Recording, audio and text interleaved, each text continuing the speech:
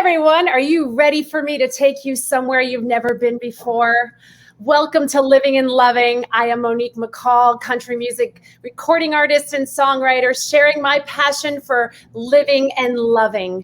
And today we have a special guest with us, coach extraordinaire, marketing genius, a dear friend, Steve Nudelberg.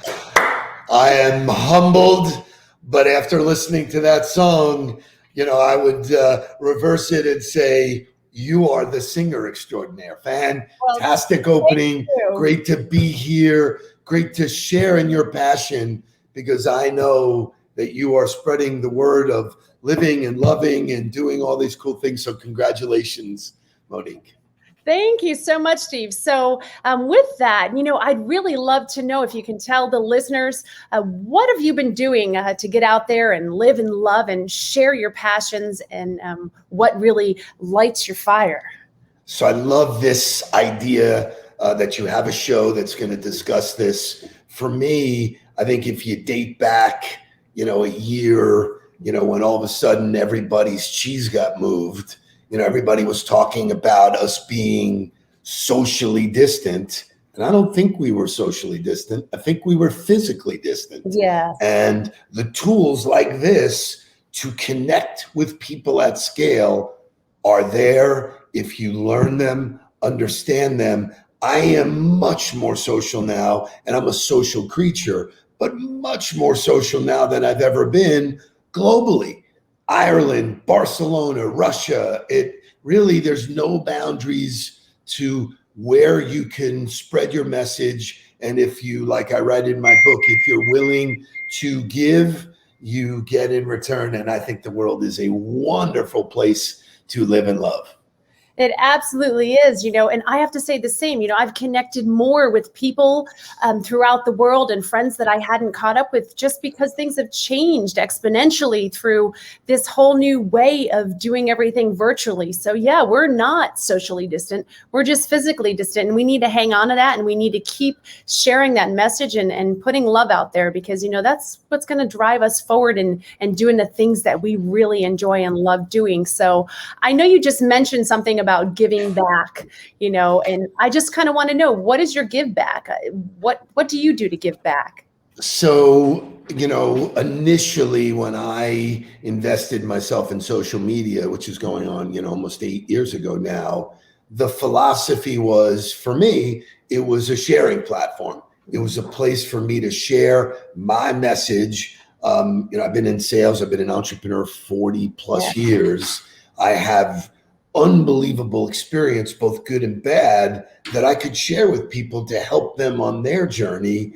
And in turn, because I used it that way, the gifts have come back to me in terms of clients, friends. And so, for me, all of my passion goes to sending the elevator back down. And whether I get paid for it or I do it pro bono, the reality is, if you live a life that is caring for other people and doing what's right, the riches are far beyond any monetary payoff. And people who get it, because they shine, they sparkle, they're doing what they love. And if you do what you love, the money always follows. And clearly for you, I've seen you on stage, I've seen you do what you do. You are clearly engaged in something that you love and that you want to share with people. And so people who receive your message receive it in an heightened emotional state that just changes the life, changes the game. And, which is, the people who are winning at this thing. Absolutely. Well, thank you. I mean, that's a beautiful message. And, you are the ultimate connector. You have been so good to me. You've connected me with so many people. And I think that's what it's all about. Let's just keep helping each other. Let's keep connecting and, creating opportunity and also driving forward with that emotion. I tell everyone when they ask me, why do you do what you do? And I said, I do what I do because I want to share this underlying message of living and loving through music, because there's nothing more beautiful than when I take the songs that I've written and then I perform them and someone comes to me after and says, you know what? you made me feel something so beautiful, a moment of when I was with my son or my daughter or my mother or my grandfather, and you brought me back to a place, or I got chills. And it's all about the emotion and the love. So that's what we need to keep emitting and putting out into the world. So I totally am aligned with that thinking.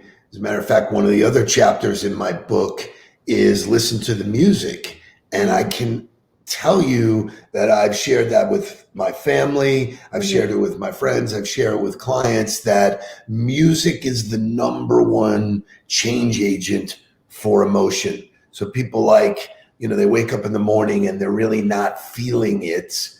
The number one way to change that emotion is to put on a song that's their favorite song. Everybody has a favorite song. They do. What? Go ahead. You go. And when they do it, when they play that song, it shifts them to the memory of something good that they're holding on to. So like for me, pre-pandemic, I was fortunate. I've spoken on stages all over the world. I never would just get on stage. I would always put on music first, change my mood. Athletes are very well known for having headphones on while they're on the field warming up. Music is the driver, and you're fortunate enough to deliver it, write it and deliver it. I can't think of anything better. I know. I'm living the dream. This is so beautiful. So with that, I did have a great question. Being a singer-songwriter, I always love to know kind of what song speaks to your heart and sums up the essence of your being. If there was one song you could choose that would kind of get you to the place that you'd want to be to really focus on living and loving and what you do, what song is that? Do you have one? Wow. I know. So I have I'm very fickle about music, very mood driven. My favorite group of all time is the Doobie Brothers. I'm fortunate to have seen them a zillion times, been on stage, backstage with them through, just being fortunate. But their music, everybody knows every word. And when you hear them listen to the music, the words of listen to the music are spectacular. Whoa, just listen to the music. Wow. Music is everywhere. It is the driver. So, my having, knowing you, I think, you have such a great gift. And I believe this of everybody. We all have a gift that if we look at ourselves as the vessel or the vehicle to deliver that gift, that's where all the riches are. And for you to be able to deliver music, so I love the Doobie Brothers, but for me, before stage, it's all Motown. Everything from, I just love Marvin Gaye, Al Green, all of that stuff, moves me. And then I think if I had to give you my favorite, it's Earth, Wind and Fire. Because they just, star. I love Earth, Wind, and Fire. Shining Star is affirmation. The song was so positive, and it's telling you you're a shining star. That's who you are. That's who you are, yeah. So what you do, and you are a shining star, Steve. And you're a shining star in so many lives of so many, and especially in mine. And I'm really grateful to have you as part of the team. And I really love the story of how you and I met. I walked into the coffee shop that day, Johan's Joe, getting myself a little bit of Joe. And there you were sitting there, and you were just so gracious, so kind. And, not everybody is that warm and that welcoming. And you said, hey, I don't know you. I've got to know you. And, that's kind of what I do. And I said, wow, I see myself in the mirror here.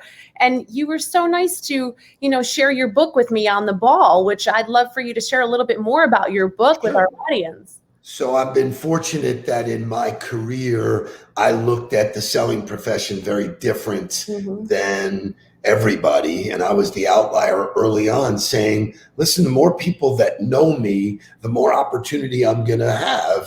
So I went about, like I write about in the book, which I'll tell you about in a minute, Paul Revere, just meeting everybody, no agenda. just meeting people. And then you understand after a while, just like in any other walk of life, you learn to recognize that energy attracts energy. So when you meet somebody who's on your vibration talking about music, you get it, you understand it. And that's where the magic is. And so for years, I was fortunate to be successful at the game. That doesn't mean I didn't have failures. I had lots of failures that I've learned from.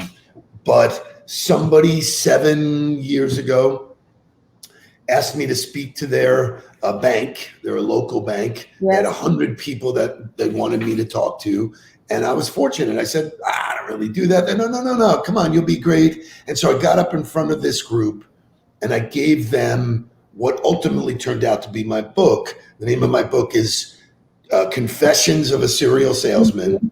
And people asked me how I've been successful. How did I do it for so many years?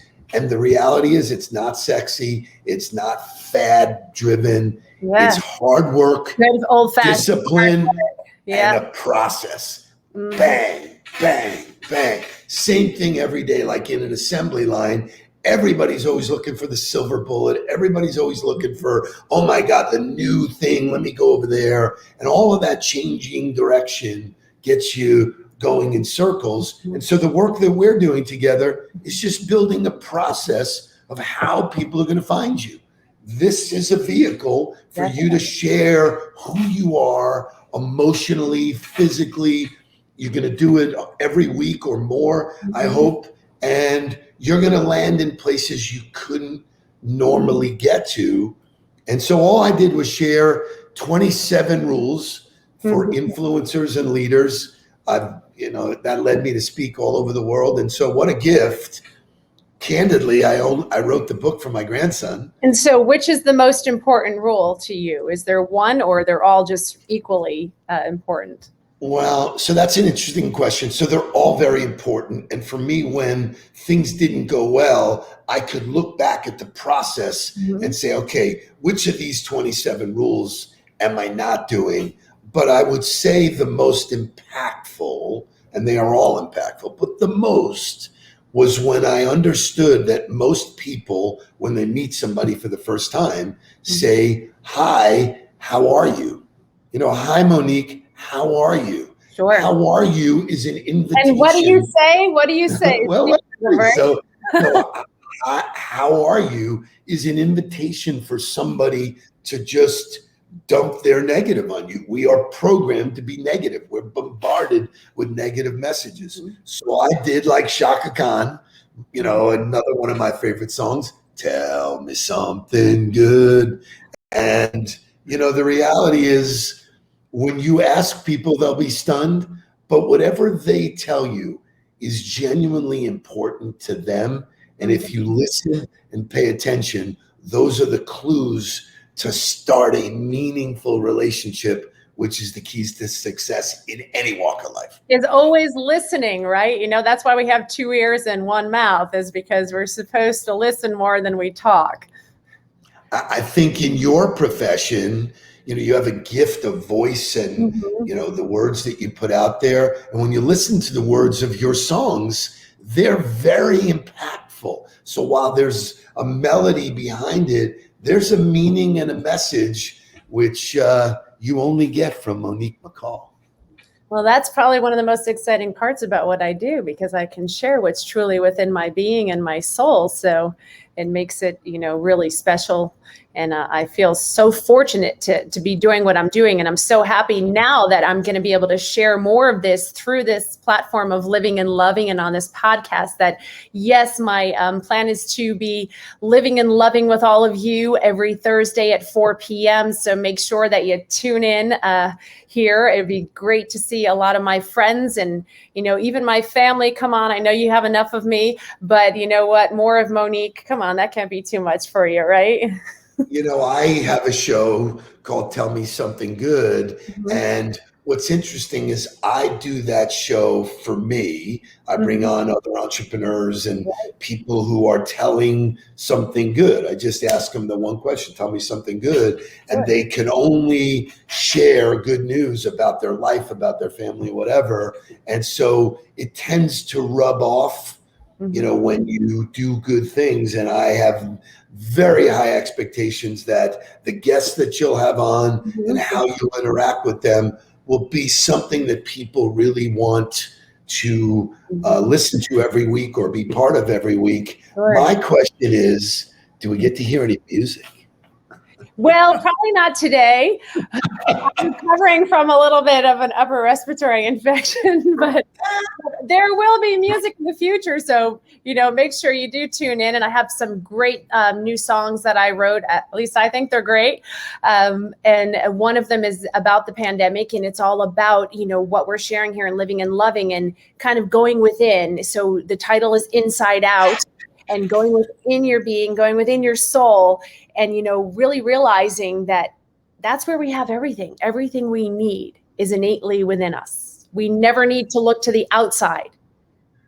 And I think, you know, capitalizing on what you're saying, I think we've been programmed to look for all of the stuff to make us feel good. All of the clothes, the shoes, the cars, the everything, the restaurants, everything. I'll buy this, I'll do this, I'll go there. That is not happiness. That's right.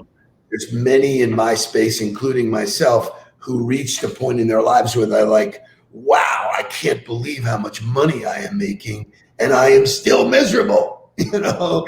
And so when you understand or go through the mechanics of figuring out what you need to do to make yourself, you know, be self-aware and to make yourself happy, no one can ever take that away from you. Nope, you own that. That is yours forever. And what you have within you is what you have to offer. And that's where we were attracted. That was the attraction, is that we're on the same vibration of not only living it, not only loving it, but sharing it with other people. The reason why I'm successful in what I do and you're successful is because people recognize it and they go, how do I get a piece of that? How do I get that? And if you're like me and you're like you and you're willing to share it and you engage with people on a personal level and you humanize it, you make impact. And for me, that's legacy. I want, you know, my family, I want my grandson to know that I mattered. Absolutely. And that's the legacy right there. And you know what? You do matter, Steve, and you matter to so many people. And I thank you so much for joining me today. You know, everyone, please check out Steve Nudelberg, The Daily Huddle. Every morning he's on at 8 a.m. Fantastic podcast. There's so much you can learn. There's so much you can garner from this man. He's just brilliant. He's taught me so much, and I feel so fortunate to have him on my team, as I said before. So thank you. Thank you for joining in. It is my pleasure. Today. You are going to rock the world, man. Welcome to the world, Monique And you McCall. need to go get that book, and you need to stay on the ball with Steve Nudelberg, because this man is sincerely and wholly always on the ball every day, happy like this. And Steve, I look forward to the next time we talk where you're going to tell me something else that's good, because you told us a lot of good stuff today. So thank you again. And I'm Monique McCall, singer, songwriter, recording artist, country music. Please check me out. My Facebook page, Instagram, all the social platforms. Google my name. You can find me anywhere, everywhere, my music. And I look forward to coming back at you next week, next Thursday, 4 p.m. Same place, same time. Can't wait. And get out there, go live, love, and spread the message.